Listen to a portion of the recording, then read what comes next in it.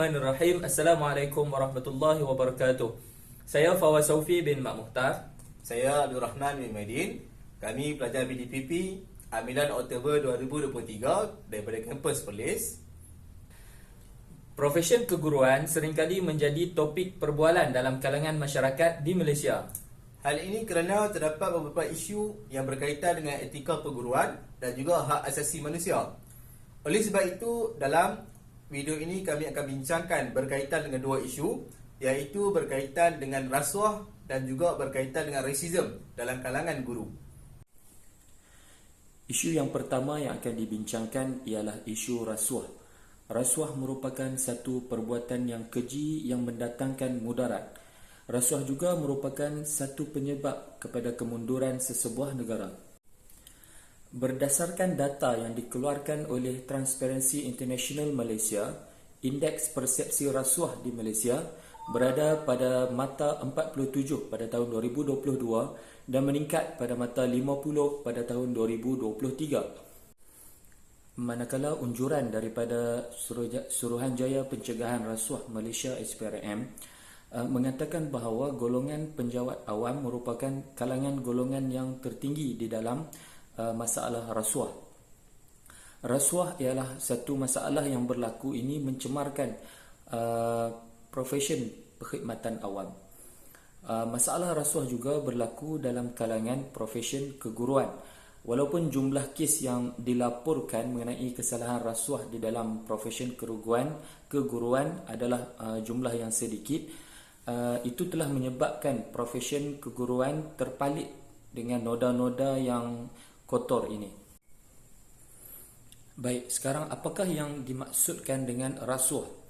Rasuah seperti mana yang telah ditafsirkan oleh Suruhanjaya Pencegahan Rasuah Malaysia SPRM, rasuah merupakan tindakan ataupun perbuatan menerima atau memberi suapan sebagai upah atau dorongan untuk seseorang individu kerana melakukan atau tidak melakukan sesuatu perbuatan yang berkaitan dengan tugas rasmi. Ramai yang terkejut apabila berita-berita yang melaporkan bahawa terdapat penlibatan guru di dalam gejala rasuah. Umumnya kita mengetahui, masyarakat secara umumnya mengetahui bahawa seorang guru itu adalah pekerjaan guru itu adalah satu pekerjaan yang mulia. Namun terdapat juga guru-guru yang terlibat dalam gejala rasuah sebagaimana kes-kes yang telah dilaporkan di dalam dada-dada akhbar maupun di dalam rekod Suruhanjaya Pencegahan Rasuah Malaysia SPRM. Terdapat 3 kes yang telah dilaporkan di dalam media akhbar yang menyatakan bahawa seorang guru besar telah pun didapati bersalah di atas kesalahan rasuah. Sebagai contohnya, seorang guru besar di Kuantan telah didapati bersalah dalam jenayah rasuah dan telah dihukum penjara selama 3 bulan dan denda untuk menerima suapan sebanyak RM10,000 Malaysia. Persoalan yang timbul ialah mengapakah terdapatnya unsur-unsur rasuah ataupun salah laku rasuah yang menyumbang kepada keterlibatan guru khususnya dan juga penjawat awam pada umumnya di dalam gejala rasuah ini. Yang pertama ialah punca yang pertama ialah pembelanjaan yang melebihi pendapatan yang diperoleh. Terdapat sesetengah penjawat awam yang melakukan pembelanjaan melebihi pendapatan yang diperolehi menyebabkan tekanan hidup dan berusaha mencari jalan keluar bagi masalah kewangan yang dihadapi. Selain itu, kos sara hidup yang tinggi juga turut menyumbang kepada berlakunya gejala rasuah ini. Bekas Perdana Menteri Singapura Lee Kuan Yew dalam ucapan beliau di World Ethics and Integrity Forum 2005, anjuran Institut Integriti Malaysia ada menyatakan bahawa unsur yang terpenting untuk memerangi rasuah di kalangan penjawat awam ialah menerusi gaji yang selaras dengan taraf kehidupan mereka. Jika dibayar gaji yang rendah berbanding rakan-rakan mereka di sektor swasta, para penjawat awam ini mempunyai kecenderungan untuk menerima pemberian atau suapan. Untuk itu, sejak 40 tahun yang lepas, Kerajaan Singapura telah mengambil langkah membayar gaji ahli politik dan penjawat awam yang lain pada kadar 70 sehingga 80% gaji purata 6 bidang kerjaya kaki tangan yang berjawatan setaraf di sektor swasta.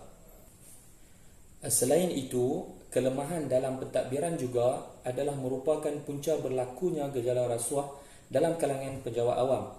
Laporan Ketua Audit Negara mendedahkan mengenai sistem penyeliaan yang lemah, penyelenggaraan yang tidak dilakukan secara tetap dan berkala, pemantauan dan penelitian terhadap pelbagai aspek kerja yang telah dijalankan tetapi gagal dilakukan oleh sesetengah ketua jabatan atau mereka yang dipertanggungjawabkan. Seterusnya kita pergi kepada bagaimanakah cara ataupun langkah untuk mengatasi rasuah dalam kalangan guru. Pemantauan dan kepimpinan berkesan ketua jabatan dilihat mampu mengurangkan berlakunya kes rasuah dalam kalangan guru. Guru besar atau pengetua sebagai ketua jabatan di sekolah seharusnya lebih cakna berkenaan tentang tingkah laku anak buah masing-masing. Sebagaimana terkandung di dalam Perintah Am Bab D, seorang penjawat awam boleh diambil tindakan sekiranya didapati bersalah oleh pihak berkuasa tata tertib. Antara usaha yang lain ialah dengan melaporkan salah laku rasuah itu kepada pihak berkuasa. Di Malaysia kita ada pihak berkuasa Suruhanjaya Pencegahan Rasuah Malaysia. Kebanyakan guru ataupun penjawat awam takut untuk melaporkan penyelewengan yang berlaku. Namun tiada apa yang perlu dirisaukan kerana setiap individu yang melaporkan kes rasuah akan dilindungi di bawah Akta 711 iaitu Akta Perlindungan Pemberi Maklumat tahun 2010. Di dalam satu klausa yang terdapat di dalam akta ini ada menyebutkan bahawa akta ini adalah suatu akta untuk memerangi rasuah dan salah laku lain dengan menggalakkan dan memudahkan pendedahan kelakuan tidak wajar dalam sektor awam dan swasta untuk melindungi orang yang membuat pendedahan itu daripada tindakan yang memudaratkan. Oleh itu, sewajarnya tidak lagi menjadi kerisauan untuk melaporkan kes-kes rasuah kepada pihak berkuasa.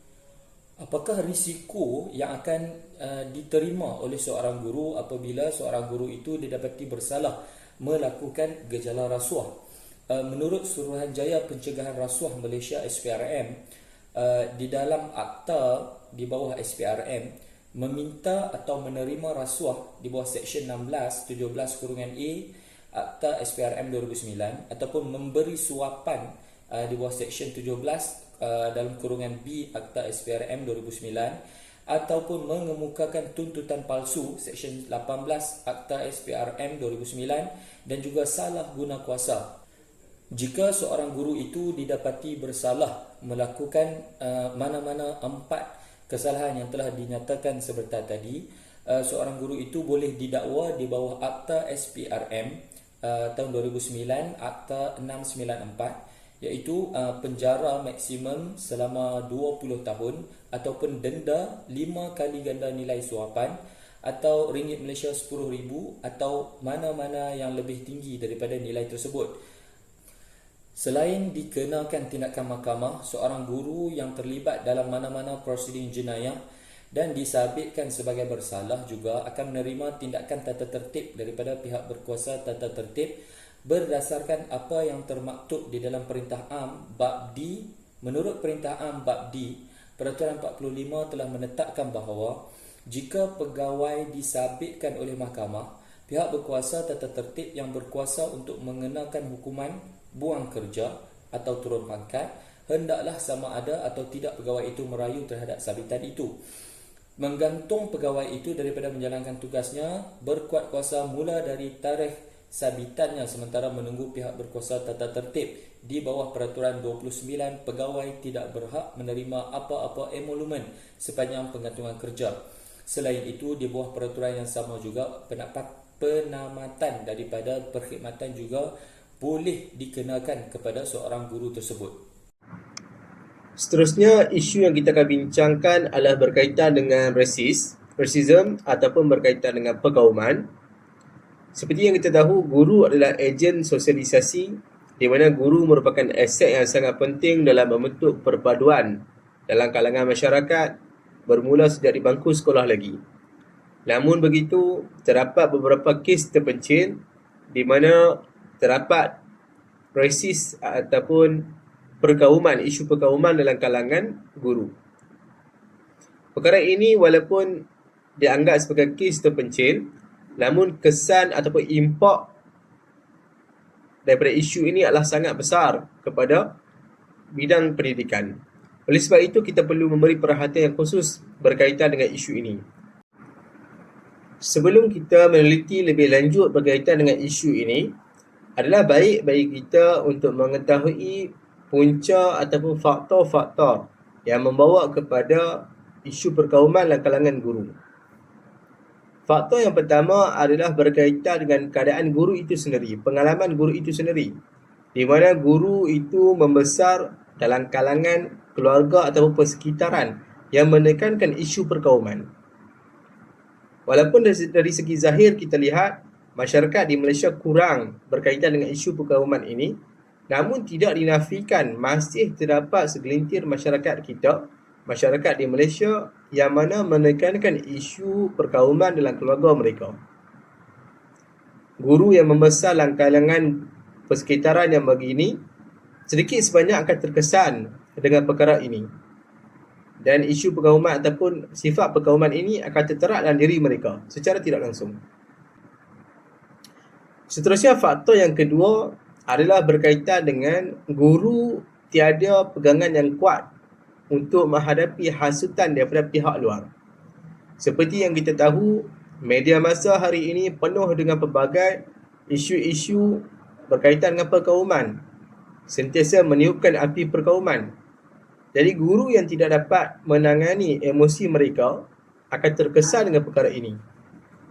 Termasuk juga berkaitan dengan ahli-ahli politik yang tidak jujur, yang membawa kepada ataupun yang sentiasa mewujudkan isu-isu berkaitan dengan perkauman ini. Jadi guru-guru yang tiada pegangan yang kuat akan mudah terkesan dengan perkara ini. Dan seterusnya, perkara ini iaitu sifat perkauman, rasism akan terterak dalam diri mereka secara tidak langsung. Seterusnya, kita akan bincangkan berkaitan kesan daripada rasism dalam kalangan para guru. Seperti yang kita tahu, guru adalah role model atau satu contoh tauladan kepada para pelajar. Tetapi guru-guru yang mengamalkan rasism ataupun mempunyai sifat perkauman akan menunjukkan contoh yang negatif kepada para pelajar. Dan perkara ini akan menjadi ikutan bagi para pelajar tersebut dan secara tidak langsung akan melahirkan generasi yang juga mengamalkan sifat perkauman dari diri mereka. Guru sepatutnya mewujudkan perpaduan, sebaliknya guru yang mengamalkan rasism, perkauman, akan menyebabkan berlakunya perpecahan. Kesan yang seterusnya adalah berkaitan dengan murid yang menjadi mangsa kepada perbuatan guru tersebut. Murid yang menjadi mangsa kepada perbuatan guru yang mengamalkan rasism, murid itu akan terkesan dari segi mental dan fizikal, dan seterusnya membantutkan perkembangan potensi murid tersebut. Dan hal ini juga akan menyebabkan murid itu menjadi mangsa ejekan kepada kawan-kawannya dan secara tidak langsung membuka laluan untuk budaya buli di sekolah. Perkara ini akan membawa kepada kesan negatif yang sangat besar. Sepatutnya guru adalah ejen sosialisasi di mana guru perlulah memupuk perpaduan. Sebaliknya, disebabkan rasism ataupun sifat perkauman yang terdapat dalam diri segelintir guru akan menyebabkan berlakunya perpecahan. Seterusnya adalah berkaitan langkah yang perlu dilaksanakan untuk menangani isu rasism ataupun perkauman dalam kalangan guru. Pertama sekali, pihak pentadbiran sama ada guru besar, pengetua, PPD, JPN atau pihak bertanggungjawab yang lain perlulah mainkan peranan yang sangat penting untuk menangani isu ini. Dan perkara ini hendaklah dipandang serius dan ditangani dengan secepat mungkin. Langkah yang kedua adalah guru yang terlibat dengan rasism perlulah diberi bimbingan dan kaunseling supaya guru itu faham maksud dan tanggungjawab guru itu sebagai ejen sosialisasi, di mana guru adalah sebagai satu ejen untuk membentuk perpaduan, bukannya perpecahan. Yang terakhir sekali, Pihak kerajaan ataupun pihak bertanggungjawab perlulah memartabatkan bahasa Melayu di sekolah dalam membentuk guru dan juga pelajar yang berjiwa kebangsaan. Sebagai kesimpulannya, sebagai seorang guru, kita seharusnya memainkan peranan dengan menyampaikan pendidikan mengenai keburukan amalan rasuah dan perkauman ataupun rasism, serta berusaha menjauhi amalan tersebut dan menjadi role model kepada masyarakat. Jika seorang guru itu menunjukkan tauladan yang tidak baik, ianya akan menjejaskan sistem kepercayaan orang ramai terhadap nilai dan kualiti guru yang ada di negara kita ini. Maka para guru harus membina imej yang baik dalam masyarakat dan memastikan profesion perguruan tidak lagi tercemar dengan tindakan yang dilakukan oleh guru sendiri. Dengan itu, sekian saja daripada kami. Sekian, terima kasih.